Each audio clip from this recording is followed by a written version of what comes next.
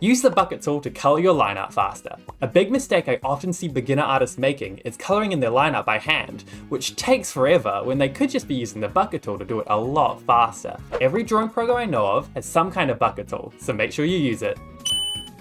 Okay, here's one. Don't be afraid to get messy with your sketches. Stop worrying about clean lines right off the bat. Let your hand go wild. Embrace the scribbles. It's all about capturing the energy and flow of your idea first. You can clean it up later, but trust me, your art will have way more life if you just let loose in your sketching phase. So get messy, break some rules. Does it really matter? Yeah, I don't know, man. There's still 100 more tips to go. Do you ever struggle with taking too much time to shade or render your colors without going over your line art? A tip you can use is to alpha lock your flat color layer. That way when you color, the layer locks into place, making it so nothing you color goes outside of the designated layer. Here's a difference without alpha lock and with alpha lock. If you want to separate your colors on different layers though, an alternative route is to create a clipping layer. This has the same effect as alpha lock, but gives you the ability to do whatever you'd like without directly affecting your flat color layer below. Learn perspective. I used to try studying things like anatomy, but with no knowledge of 3D space, I didn't actually end up learning anything I could use. Following one of these grids without understanding what you're doing probably won't help that much. This is how perspective is usually taught, but you'll only be able to draw freely once you understand the idea of this enough that you don't actually need to draw it. Once you understand how to properly draw basic shapes in 3D space, it dramatically changes your understanding of art and it makes everything considerably easier. Flip your canvas horizontally to see all of your mistakes.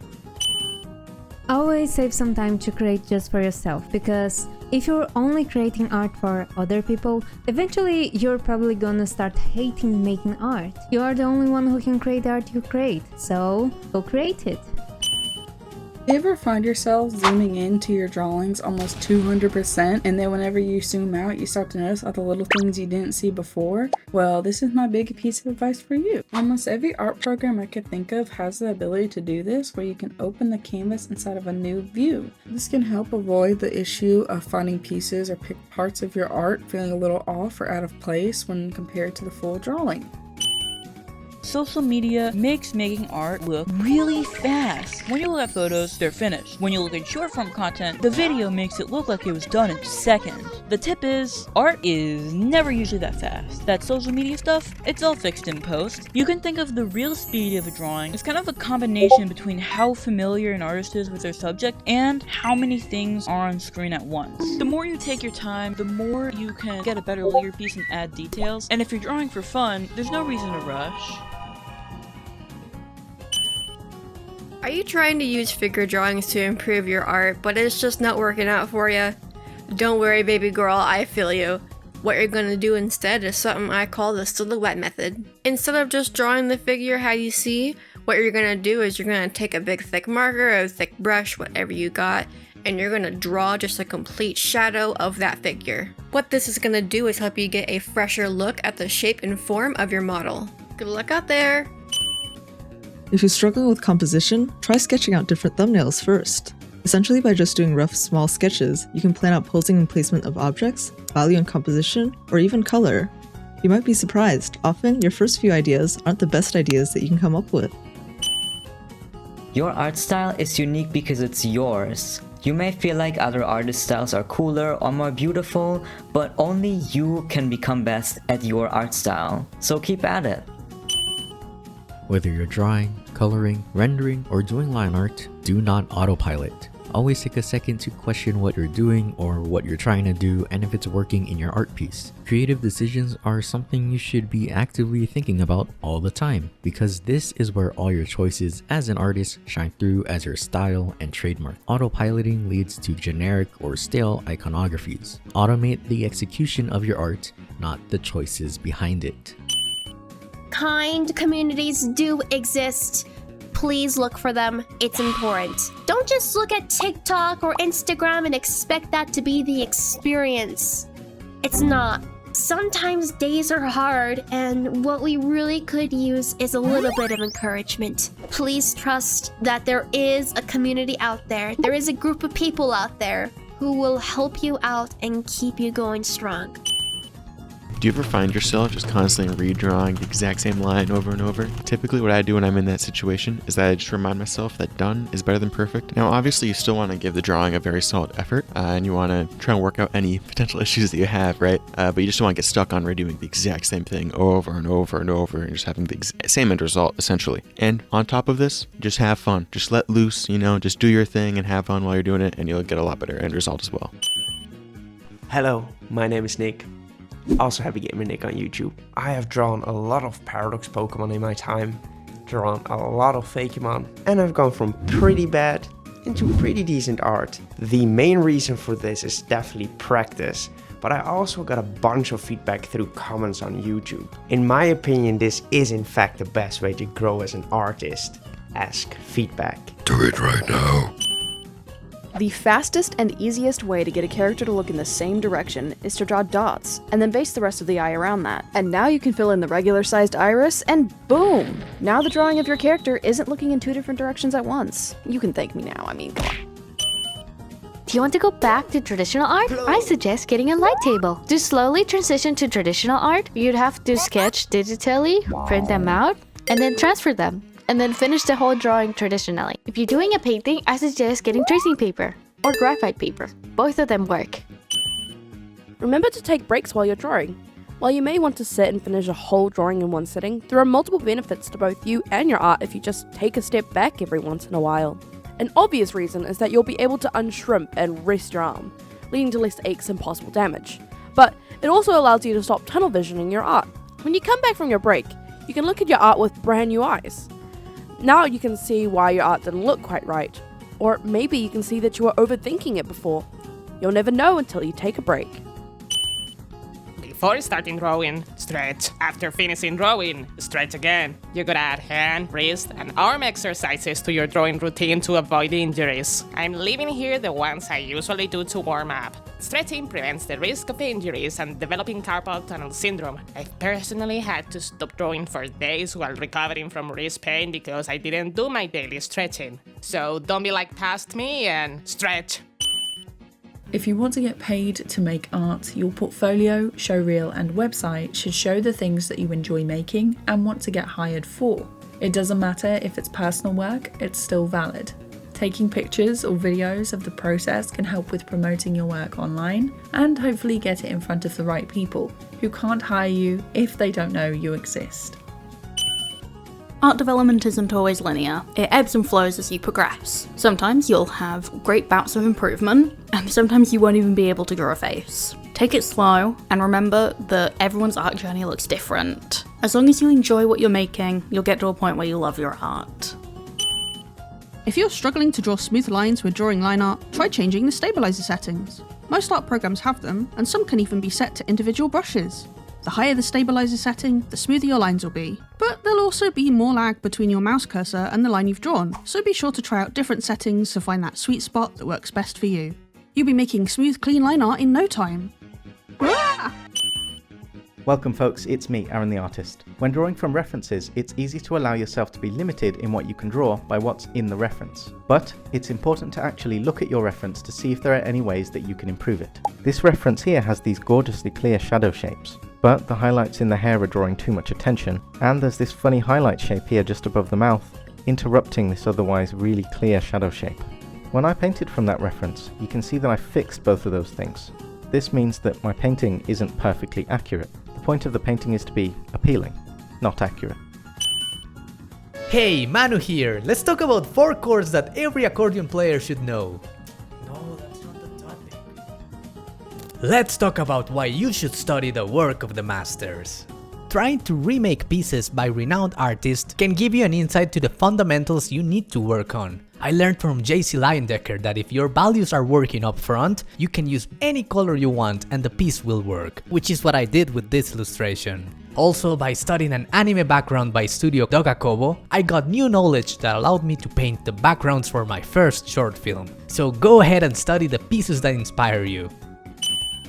You are making anatomy much harder than it really should be. Humans come in all different shapes and sizes. We're as flexible as they come. So your proportions should really be based on what design you want to give your character instead of being based on a default rulebook people tell you to follow. What really matters is that your character's anatomy looks believable and intentional. To make your characters look believable, all you have to do is correctly portray the overall shape of each body part and have their proportions make sense with what traits you're trying to give the character. As much as I distort this character, she still ends up just looking the same. As long as your character conveys their basic shapes correctly, their body parts don't have to be precisely positioned or sized. As I always say, as long as it looks human, it's probably fine.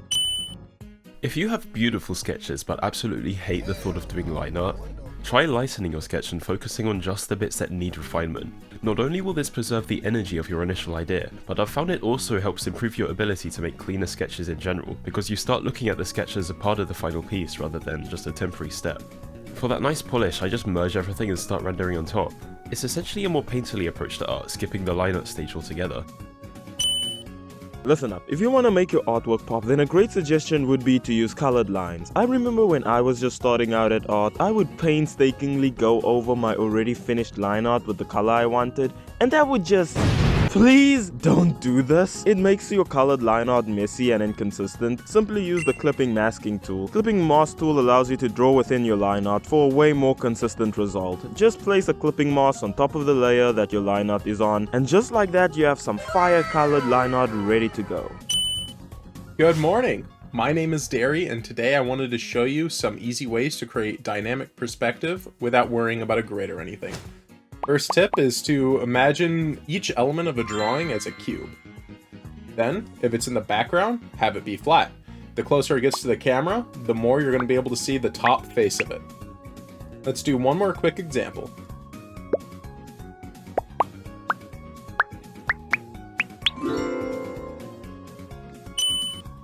Are you choosing colors directly from a reference? Bright colors are my game. You want to focus on pumping that saturation out of your base tones. See this meeker here? Bam! She's been brightened. By concentrating on this area of the color wheel and keeping color harmonies in mind, you're able to have super fun and vibrant colors. Ramp up that saturation, baby! If you have trouble making your characters blend into your environment, you can do this. Try a multiply layer with the color of the sky or whatever light source you got. You can use an overlay layer for added immersion and rim lights if you're near the light source. For extra depth, use bounce lights or subtle reflections to capture the surroundings. If you are like me, odds are you are a creative type living in a late-stage capitalist hellscape where bloated corporate overlords want nothing more than for you to mindlessly consume meaningless content. It is more important than ever that we stay cognizant of how much we are creating versus consuming. It's vital to take in media and culture as a whole to find inspiration, but you shouldn't be half watching something while doom scrolling on your phone. Your time and attention are valuable, and you should be creating more than you consume. Commit to a consistent practice schedule that works best for you. When I was looking to improve my own digital art, drawing something every day really helped me reach a level of skill I was happier with. That being said, if daily doesn't work for you, you can try every other day or maybe a more polished piece every week. Or do whatever the creature tells you to draw. The main thing here is consistency, locking yourself into a schedule that's most comfortable for you. Always save your art, always. Date them, archive them, save your pieces. Stop spending time detailing subjects that are far away from the main focus. The further something is away, the more you can just focus on mainly volume and key features, suggesting the details are there rather than actually painstakingly making all of them. This will help so much with saving time and with keeping your overall piece clean and readable. Subscribe to SkyNixArt on YouTube.com. Okay, for real this time. If you're having trouble rendering an original character, try sketching that character in a turnaround. This will give you a chance to view your character from multiple different angles and draw details that will be hidden in the final render. This also gives you a better understanding of your character's anatomy, which should in turn make it easier to draw and view from multiple different viewpoints. A big breakthrough that I had is when I finally realized that art is frequently about contrast. The disparity between two different things that are close to each other kind of leaves a message. So a lot of times when you're making art, you're going to want to employ contrast in order to, signal something about your subject. Whether that means using different values between, light and dark, changing between thick and thin line width throughout your piece, using contrasting colors, knowing where to add patterns versus knowing when to leave a space empty, the background versus the foreground, and even the balance of proportions of a character can tell the audience a lot about the kind of character you're making. So if you want something to pop out, pretty much put two opposites next to each other. If you want to give your line art more depth, you can use thicker lines around the silhouettes of elements where shadows are, as well as for lines that are in the foreground and closer to the viewer, while thinner lines work nicely for inner lines and details. Every digital art program worth their salt has hotkeys. Use them. You probably know about the basics like Ctrl-Z, C, G, etc., but take the time to learn about some that you feel may be helpful. For me, Command-E is awesome for merging down layers, or if you crave something more specific, you can even make hotkeys in some programs. I often expand my selection space when blocking in colors, so I assigned Command-Shift-E to do just that instead of going into the menu every single time I want to do so. When you first start posting your art online, there's bound to be haters. So when posting your art on the internet or in real life, always remember to not take any critique from somebody you wouldn't take advice from. As you move from being a beginner to the later stages of being an artist, a skill that you won't pick up from a lot of tutorials is knowing the difference between not finished and not working out. Every drawing has an ugly stage where you have to train your eye to trust yourself to complete the task you set out to do, or to know when to try again. The biggest pitfall of not knowing the difference will get you caught in the "I'll just try it again" loop, and you'll waste a lot of time. You can only develop this skill by trusting yourself above all else, and the reward you'll gain will be how to make faster and more pinpointed decisions, especially on a deadline. Don't just memorize symbols for everything that you want to draw. If we want to draw this eye, for an example, but of course this applies to everything, we have to take this eyelid and wrap it around the form of this ball in order to give it the correct shape. So don't worry about your stylization and your shapes. Learn the simplified form of everything, and all the rest will result naturally from your knowledge. If you're ever wanting to make something look more uniform, try using the symmetry tool. It can be very useful when working on things like props, perspective, backgrounds. I even draw myself with this tool sometimes. It's been a massive help to me on many occasions, especially time-wise. Don't put all of your eggs in one basket. Now what does that actually mean? Well, essentially, when you're an artist and you find an art style you like, some artists might tend to double down on that style and literally make every one of their artworks in that one style. For me, it was this doodle art style, which, don't get me wrong, is awesome, but then almost every one of my artworks was done in this same style, and I started to lose the passion for the style I once loved. So how do you fix this? I suggest finding some inspiration and trying some things you've never done before. For me, it was painting, and once I tried it out, I created two of my best and most meaningful pieces I've ever made. Hey, welcome in, I'm Blue. A good way to elevate your art is through the show don't tell method. Simply put, don't just draw a face or a character, show some emotion or tell a story through your character. Instead of relying on text or a caption, push the expression to where you want it to be. No one wants to pick up a comic book or manga and see a giant wall of text. Don't be afraid to get a bit messy or even make your character look kinda ugly. But most of all, remember to have fun creating the things you love. Poorly planned speech bubbles can not only result in you sacrificing dialogue, but also art. And trust me, I learned this the hard way. In my earlier comic pages, you could always see really awkwardly placed speech bubbles, or just me covering up art I spent way too long on, all for the sake of getting my point across. So a simple hierarchy that I recommend for you to follow instead so you don't end up just like me is panel, text, speech bubble, background, character, and foreground if you have it. It is very important that you are critical of your own work. I am very critical on stuff like my videos, but it goes the same for art. You gotta be brutally honest with yourself, because if you don't like the way something looks, you need to find out why and how you can improve it. It's very important. For instance, this is a drawing I made for a friend of mine. I didn't really like the shading and stuff, and then I made this. It looks better. Not very good, but it's better. The advice I would give to young artists would probably be, don't stress about finding your style right now. A style is not about the look, it's about the process and the technique underneath. Have fun and draw as much as you can. Your style will develop naturally over time. And also, bonus tip, learn to use the lasso tool. It will change your life. If you feel like the colors in your art are looking a little boring or dull, but the idea of studying color theory is really overwhelming and daunting, a quick, easy way to improve your colors in the meantime is to simply shift the hues when shading. So instead of taking a darker version of your flat color, if you shift the hue and value, you can create more variance in your colors and make the piece look more dynamic and more full of life. Instead of leaving your line art black, why not add more color to it? I like to leave the outer line art black, but on the inside make it a dark color of the original color of the painted area. When I started doing this, it made my artwork pop out way more. Hey you! Do you hate drawing hands? Don't hide them. Here is a very simple hand pose to draw when you're struggling to get it right. We can break this easy pose down into 3 simple shapes: a trapezoid, a line, a U shape for the thumb. From here, we can sketch the form on top of these basic shapes. Simply add a little bit of an extra bulge next to the thumb, round off the section where the thumb meets the palm, connect the other side of the finger and draw the little bumps, and then add details as you please. Always remember that hands may be daunting, but they're just like any other part of the body and can also be broken down into simple shapes. Hey, this is Cypher Code. Do you ever just don't want to pick a new color palette? Cause save. Perfect time to recycle your old art. Pull up one of your old art in your drawing software, then go to Tone Curve and just play around. I also don't know how this works, okay? You can stop here, but if you want, you can also apply gradient map.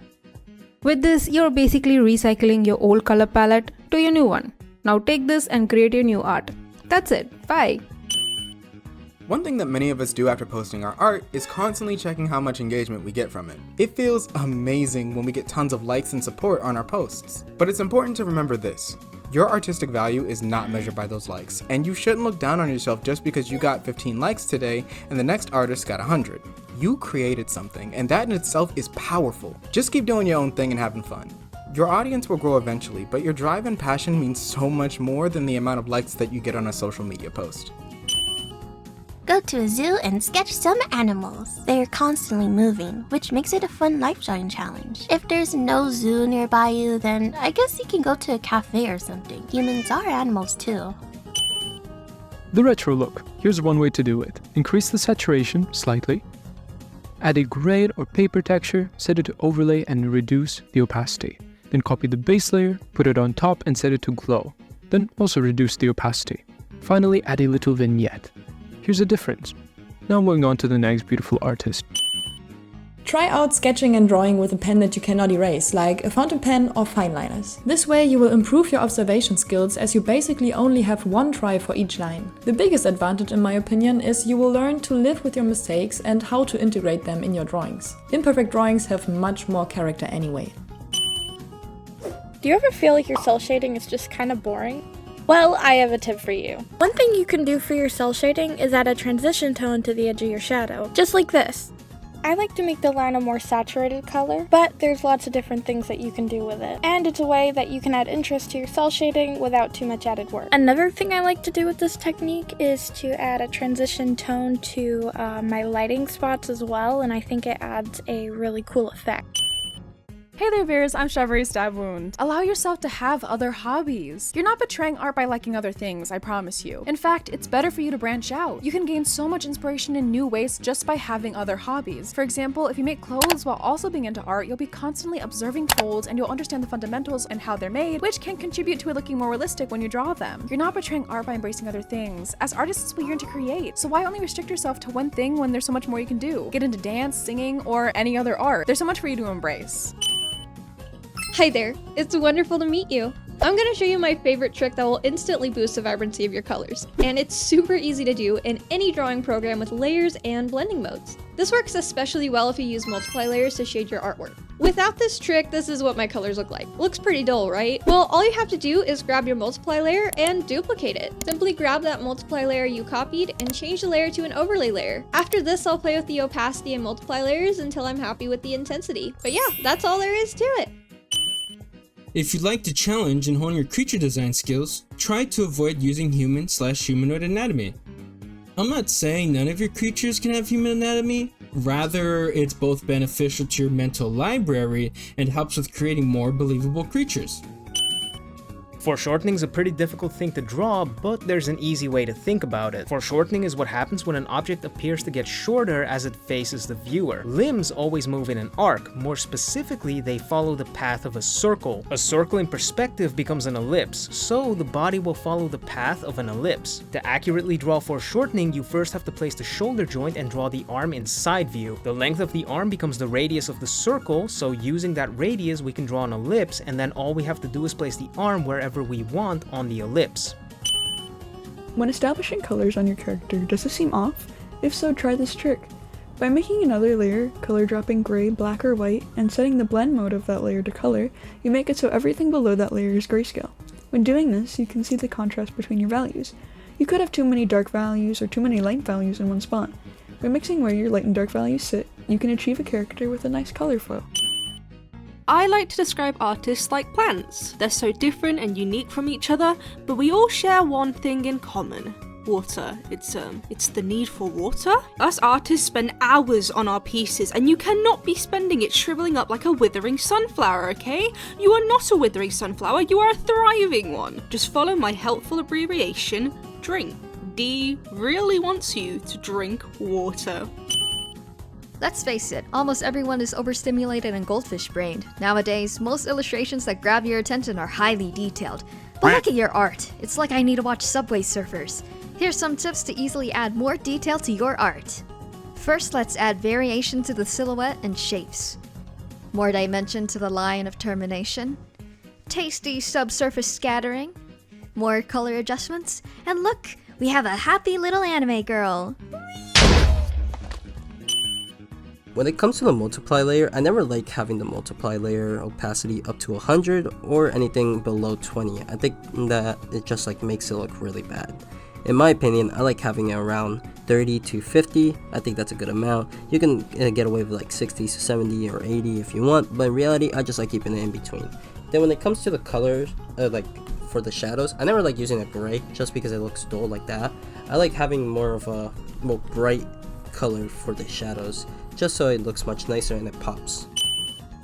Hi, hello, it's Akari, and do you feel your art is boring? That's a mood right there, but worry not. Trying custom brushes can help. It can spice up your line art with texture or give you different results on your shading. Also, they can sometimes work as stamps, so you don't have to draw that lace pattern over 10 different times in 10 different places. Trust me, I felt that pain. And even better, you can find them for the low price of free. Now that's economics. You can achieve various effects with them and save tons of time. Just Google custom brushes for your program, and there should be plenty of sites like Gumroad that give them for free. Listen up, artists. When you finish a drawing, make sure you double check it before you make it public. Look at it in a mirror, post it to yourself privately, have friends double check it for you, because trust me, once you post that drawing, you're gonna end up seeing something you missed that you wish you could go back and fix. This is my drawing, and this is the same drawing. The only difference are the textures that I used. So if you think your drawing is really bland, it might not be because of your drawing skill issue, but how you present and give off an impression to your audience. Using textures can enhance and enrich your colors so it's more layered and rich. I actually use a lot of brushes here. Besides textures, using tone colors with a multiply layer can set the mood, and don't forget to use filters if you want, and you can also use contrasting colors as highlights. It's mostly trial and error, so don't be afraid to try. When you want to create nice and iconic looking character designs, the main thing that we want to keep in mind is going to be ratios. Why ratios? Well, ratios cover basically every single design fundamental. So that means a little bit of something, a lot of another thing. So for example, mostly one color, a little bit of another color. Mostly organic, somewhat inorganic. Mostly simple, somewhat complex. And mostly gentle, kinda creepy. I did not choose this number. This number chose me. It is my destiny. Anyways, what's the one thing you can draw to practice textures, colors, and shape language at the same time? Food items are great because they have tons of variety in all these subjects. Plus, they're very forgiving to draw and easily access in your daily life, making them the perfect subject matter for casual sketching, especially if you're sick of drawing 3/4 heads. Know your worth. As if cheapskate clients weren't bad enough, artists are notorious for undervaluing their own talents. So many creative types feel hesitant and guilty about wanting to be paid for their hard work. You think plumbers feel guilty about getting a paycheck? Never feel pressured or obliged to take on work that you don't think is giving you what you're worth. Remember, people hire you to draw things because they can't do it themselves. That inherently means your time and your skills are valuable. This drawing is good, but it can be better with a few adjustments. Look up how to turn on grayscale on your device or drawing software. You'll see that your drawing lacks a focal point. Identify what you want the viewer to focus on first. I want the viewer to focus on the hair, so I'll make sure it's the brightest part. Focal points should be the more detailed parts of the drawing. Before, after. If you're having trouble with finding a good reference for your drawing, I highly recommend using Design Doll. You can easily pose and edit the doll to your liking, making drawing easier. As a quote cited for my role model, "If fighting will not result in victory, then you must not fight even at the ruler's bidding." Sun Tzu, Art of War. I think one piece of advice I would give to artists nowadays is don't value your hobby, your art, based off of how much other strangers and friends think of it. If art is your hobby, then value it on how much you're enjoying it. Make drawings that you think are awesome, make drawings that you think are dumb, just have fun with it. There's no winning when you base it off of how other people think. Okay, smooth transition. Feeling burnt out? Try a medium you don't normally use. It helps to mix things up. Sketchbooks are your friends. Use them even if you're a digital artist. The primary purpose of a sketchbook is to practice things you aren't good at. Aiming for perfection on every page more than likely is the reason you have a hard time using one. So embrace your failures in your sketchbooks first so that you can succeed in your digital art programs later. Hello! Don't be afraid to take inspiration from other artist styles and take ideas from what they do to expand your own style. It's a great way to play around and have fun with your work and can help with improvement. Have fun exploring and creating. Hey, what's up? The name's Shacking Tunes. This is a digital art trick for shading. I use it all the time. It revolves around utilizing the magic wand tool. Doesn't matter Photoshop, Clip Studio. Here's the settings for both. All you're going to want to do is select the color that you wish to shade, and not only is that color now selected, but every instance of it is also selected. You can now apply shading, screen tones, literally whatever you want to it, and the best part is you cannot draw outside the lines. Super helpful. Use the grid function on digital programs to help measure proportions and placements. Your eyes will trick you into thinking that things are even, so just checking in using the grid makes sure that you're right. I often use this to measure where eyes should be placed and to line up characters evenly. You can also use it to ensure even distance between certain elements. For traditional art, you can place grid paper under your drawing using a light box. Use your tools to your advantage. This is a tip for my traditional artists out there. I'm talking a nice sketchbook. The beauty and excitement up until the first page. I'm sure we've all been here. Often there's this pressure to make something incredible, especially if it's a fancy sketchbook we've treated ourselves to. But a tip that I've learned that's helped me is drawing an intro page. There's less pressure for perfection, and I think it's a neat way to get us warmed up and excited for the pages ahead. Howdy! So sometimes you might want to go for a kind of vintage, almost magazine printed look in your art. And one simple way you can do this is by duplicating the line art layer, setting it to multiply, then moving it slightly. You can also use this trick if you want to manually add chromatic aberration to your art. I hope this helps. Learn the basics of 3D modeling. I'm not joking. Looking for a really specific prop but you just can't find it? Simply open up Blender and make it yourself. Using Blender, you can pick the camera angle, the material, the lighting. It is so adjustable and really easy to use once you get the basics down. Not only will you speed up your art process, you'll also learn a great skill while doing so. When designing characters, it can really help to have an idea of who the character is before you actually start designing. This can help with deciding the shape language, outfitting, colors, and more. This extra bit of direction might help your character design be easier to read. And then you might end up with a nicer product just like this little guy. Aww. Hello, Blue here. Thumbnails are a great way to explore visual ideas quickly. Use small rough sketches to allow different explorations of composition, light, and colors without the pressure of details. I do this in 2 phases. A rough sketch to figure out how I want to pose the character and do the composition, and once I'm happy with that, I will copy paste the line art or the sketch, depending on which I'm using, a bunch of times and try out different values, lightings, and colors. And once I'm happy with that thumbnail, I will use that thumbnail to reference the colors and such for the final piece. I hope that helps and good luck. It would be a massive understatement to say that blending modes and tonal correction layers are like godly. If you ever need to adjust your colors and or values, never feel ashamed to add a new layer and change its blending mode. Never feel ashamed to pull up a tonal correction layer for the fun of it. No, you aren't cheating, and no, it does not make you any less of an artist. Let me guess, what do you do when you download an art program for the first time? Brushes!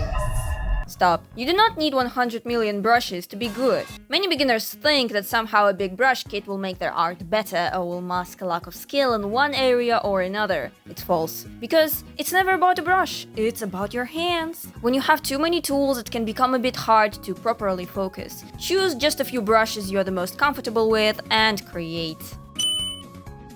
I used to think spending 10,000 hours is all I need to become an artist. But that's only one piece of the puzzle. I learned that there's more to art than simply drawing. Back then, I only focused on improving my hard skills and overlooked the importance of soft skills. Because of this, I could never get anything done. Soft skills are a necessary part of our artistic growth. Observation skills, project management, work ethics, combating our inner demons, taking care of ourselves, and many more. Each of us have our own puzzle pieces that make our journey uniquely ours, so let's take the time to not only learn how to do our craft, but also learn to love the process as well.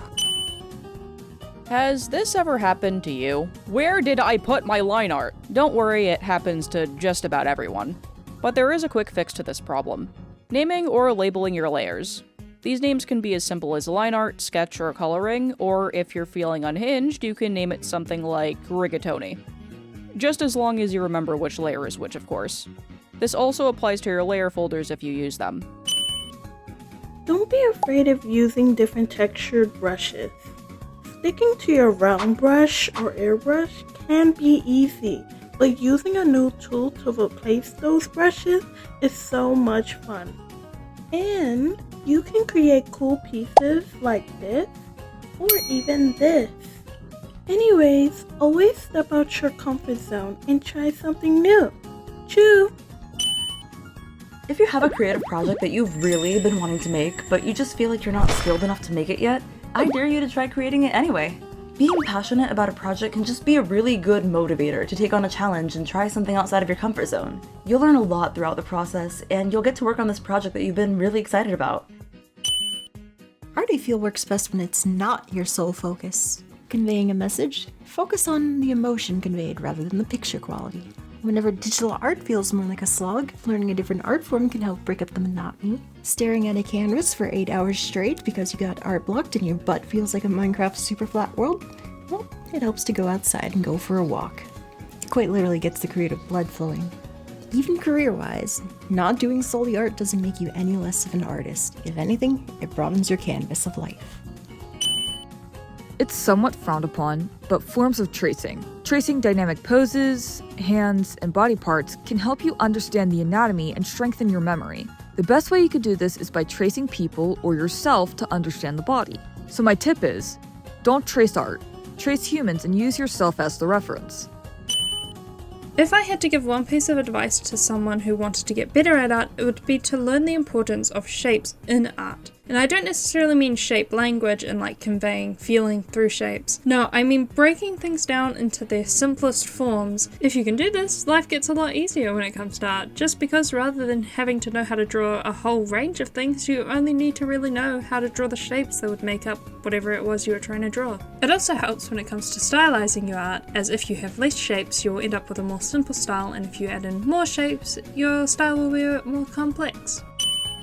Trouble drawing hair? Say no more. When you notice that hair movement is the same as a river flowing, it shall become easier. Hair flowing into different directions is just that a rock appeared and it has a way to change its course. Some rivers have a lot of rocks, some doesn't have at all, and sometimes it's just a hair in a water slide going around itself. I'm sure you're going to use this technique for a greater good. Oh yeah, boy. Oh yeah.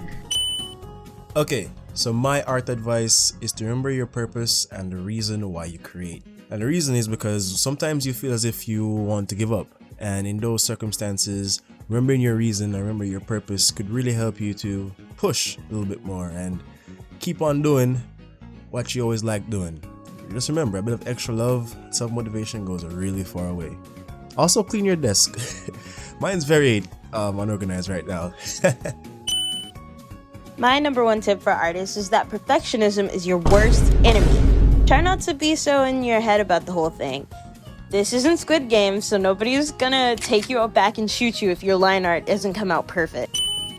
Do you have a fear of committing to even the smallest decisions because you have a family heirloom called anxiety and it affects your ability to commit to color palettes for your character designs because you feel obligated to be perfect the first time because that's how you feel about the rest of your life? So why would your hobbies be any different? Well, I do. And I used to spend hours looking for color palettes until I was introduced to the HSV color adjustment menu. HSV stands for hue, saturation, or value. Your first slider is going to change the color, your second slider changes the intensity level, and your last slider is going to change how dark or how bright your layer is. What that means is that I can basically pick any color I want to flatten my character Merilith's outfit, go to the HSV adjustment menu, and then use the 3 sliders to adjust the colors until I find something that sparks joy. And now you never have to be anxious about commitment again. My art tip got me from this to this in 2 years, and that is that you have to understand what you're doing and why you're doing it. When you make a certain line or paint stroke, you must make sure you know exactly why you're doing that. Why does the light do this? Why does the skin fold there? Why do the clothes overlap like this? Why does the perspective make that happen? I know it's common sense, but you must look deeper into every single thing that makes up something in real life or even another person's art style. Go look at Kim Jong-ji.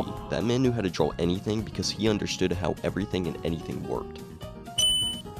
Hi everyone, my name is Mario or Octowings, and today I will be talking about environment design. I constantly hear artists beat themselves up about not being able to draw backgrounds. Get out of this mindset. You can improve on something you never do. One way to make the process of learning easier and less scary is photo bashing, and get this, tracing. If you don't know what photo bashing is, it's basically when you Frankenstein a ton of pictures together, and honestly, I think that tracing photographs when it comes to painting is fair game. Just make sure you add your own personal touch. Tracing can make creating backgrounds so much less terrifying, and photo bashing helps develop those compositional muscles. Go out there and create some backgrounds. And with that, let's get on to the next tip. Proportion isn't as important as you'd think. You can get pretty far drawing anything as long as the shape relationships are working. For example, if you look at caricature artists, you can see that they get a really solid likeness just by focusing on shape relationships and good drawing fundamentals. This concept carries over to any form of art. For example, in this Overwatch concept art, the artist made Widowmaker's legs longer than normal to emphasize the story they were trying to tell. Learning proportion is still important, but more as a rule to learn to break versus it being an absolute of drawing. Are you using symbols to communicate in your cartoony art? What I started doing was dramatically changing the characters' irises to tell the viewer about their personality, their mood, and what they're currently doing. Like here, where Planchette is reading the newspaper, so her eyes turn to A, B, C, D. I also changed the shape of the characters' highlights in their hair. In cartoony art styles, there's no limit to the creative ways that you can hide information in the art since realism isn't really the goal. So don't forget to be creative and utilize the medium to its maximum potential.